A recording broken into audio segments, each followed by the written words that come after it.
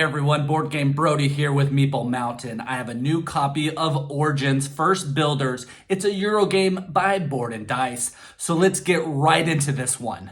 This is a city building game using dice as worker placement, some tile building to build your city up, and of course it has temple tracks.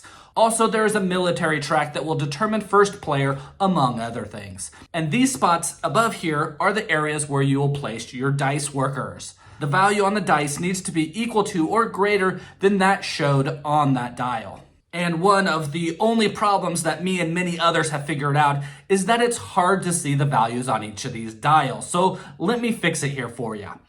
All right, that's better. Now you can see it from where you're sitting. Anyways, players take turns until all players pass and can't perform any more actions.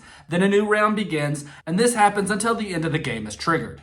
There are different types of workers that each player uses in the game. Freemen consist of citizen dice on top of a population base of your color. You start the game with 2 of these. When performing actions with these workers, you will move the base and the die together. Some actions later on will have you use the citizen die without the base, which pretty much retires that die and lets you use the base with a new citizen die.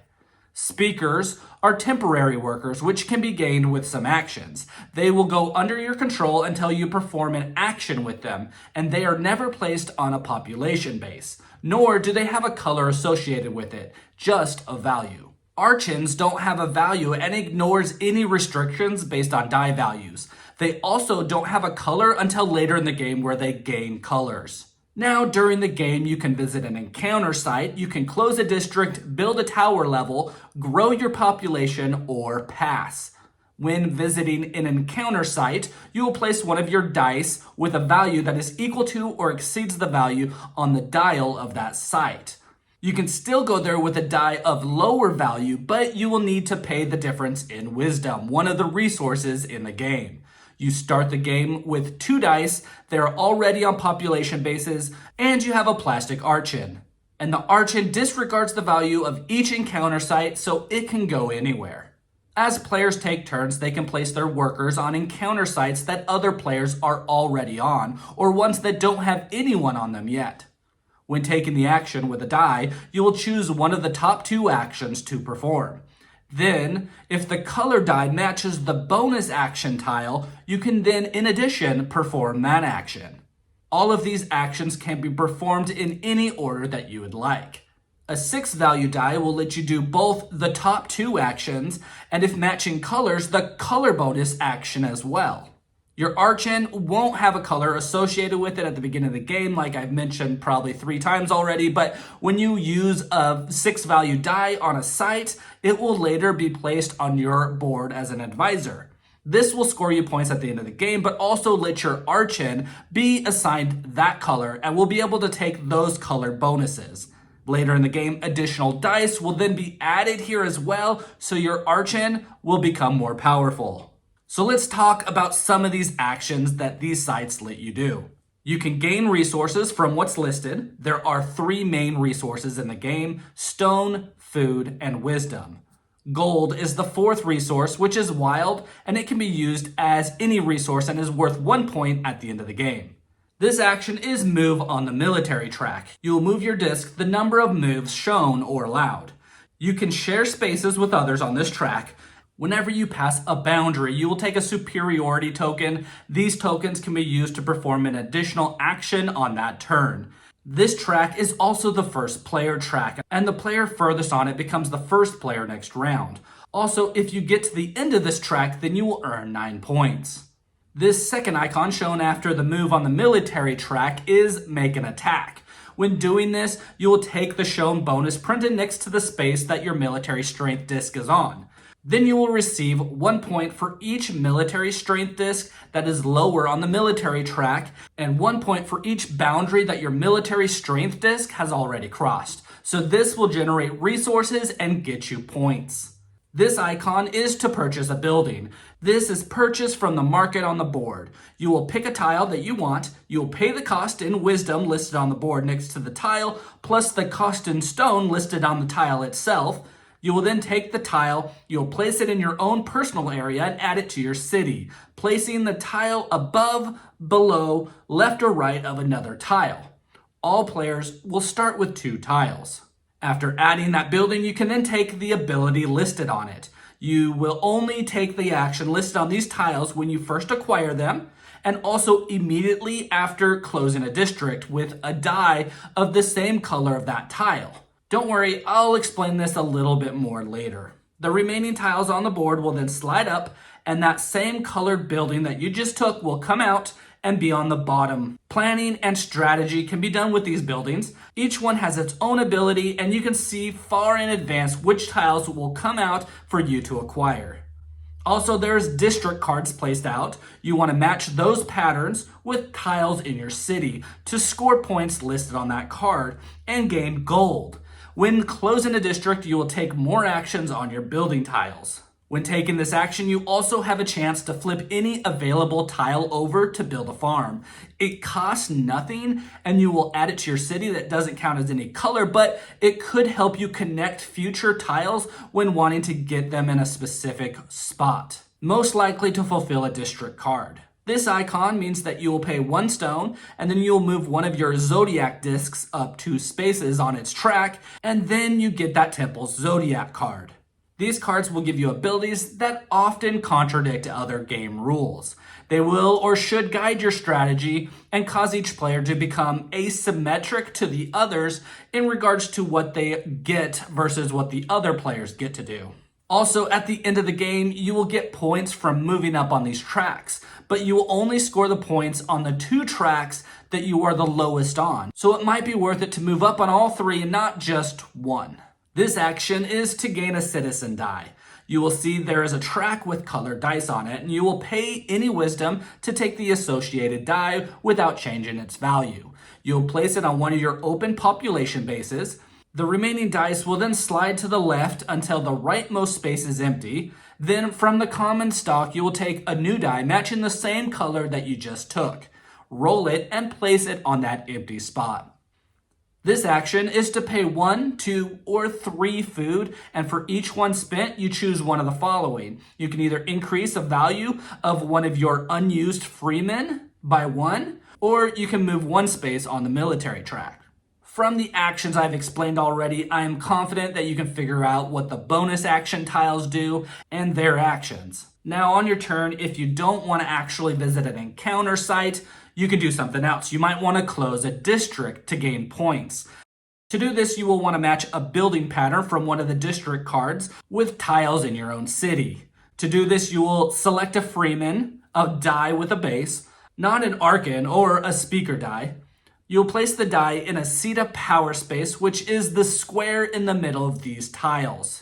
You will keep the plastic base in your player area. The die is no longer used as one of your citizens to perform actions with anymore, as it will stay here to score points. You will then activate all the buildings that are both adjacent to the recently filled in seat of power, and that also shares the color with that citizen die that you just placed.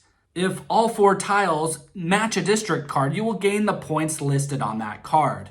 Others can still do the same to receive the points, so it's not a race to get these done. But the first time you match it, you will gain the higher listed points, and each subsequent time, you will gain the lower amount of points listed. If there is gold placed above that card, at this time you will gain it. Now back to your turn. Instead, you don't want to do any of those actions I've explained already. You might decide to build a tower, which will score you additional points at the end of the game based on their heights and the matching colored dice in seats of power on your city. To build a tower, you will select a disc that is still available. You will pay in gold equal to the current level of the tower that you are expanding, and then you will place that disc on top of the tower of your palace tile. Move into another action. To grow your population, you need to gain more workers. You will pay the amount of food equal to the amount shown above the leftmost population base on your player board. If you acquire your last base, you will immediately gain 10 points. Lastly, if you don't have any more workers to perform actions with, then you will pass. When doing this, you will forfeit your turn for the remainder of the round. You will retrieve your archon and then one by one all of your freemen from the main board. Each freeman with a value of 1 to 5 is increased by 1. If it flips to a 6, it becomes an advisor instead. Remember, you'll place it on the first open space here on your player board that will score you the points, but also make your Archon more powerful. At any time, if you add a value 6 die of the same color as one already on your board, instead of placing it, you will gain the victory points shown on the rightmost occupied space of that advisor track, and the die is then placed back into the main stock. So strategically, you'll want to get different colored dice on here. But if you happen to do one of the same color, you still gain something, but it's not as powerful as if it was a new color. Whenever during your turn, after performing an action other than passing, you can spend a superiority token to perform another action, getting something before another player does, and being able to play on a spot before the dial turns even higher. At the end of the round, you will return all speakers to the main board, changing the value up by 1 unless it's a 5, and then you will re-roll it. The player furthest on the military track gets the first player token. All military strength discs on the track are moved back to become adjacent to the nearest boundary that is lower than them. Then each temple will award the player that's highest on its track with the current Zodiac card. Lastly, check for the game-ending conditions, and if one was triggered, the game ends. If not, then the next round begins.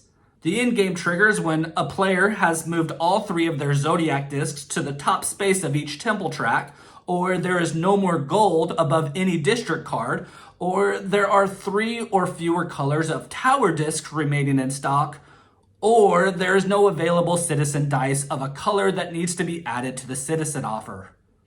Players get 1 point for each gold, points listed on the rightmost citizen die of your advisor track, points from the lowest 2 temple tracks, and for each citizen die in a seat of power, you will receive the points equal to the value of it times the height of the tower of the same color.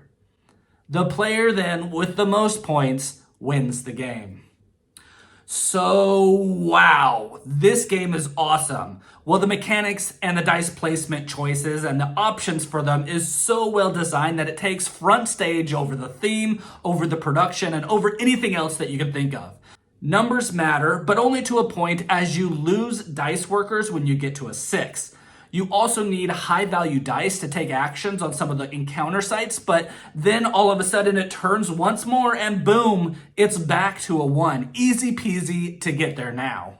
The tableau building is done by gaining more population bases, adding more citizen dice to your collection, gaining Zodiac cards that give you amazing bonuses, and then retiring your dice in a way that you gain either some points while making your actions better, or gaining some points while taking some additional actions. Not one way to retire a die is better than another, as it all depends on your current state of the board or your current position on how you played the game. You will then also be trying to take the most and best actions with each die. Its color matters so that you can gain bonus actions, but many times its value won't be high enough to do that. So then you'll have to find out a way to make use of it the best way possible, but also setting up the future for your remaining dice. In addition to dice placement, you're also building your city with tiles. Matching patterns will score you points that will be needed as everyone else is doing that, and the amount of these points doesn't make it easy to ignore. In addition, their actions are important as well, as they will let you take additional actions without needing more dice to do so. The last thing that is hard to ignore is the temple tracks. These are pretty desirable to work on because if you move up on these tracks, you gain Zodiac cards, giving you an edge over the other players.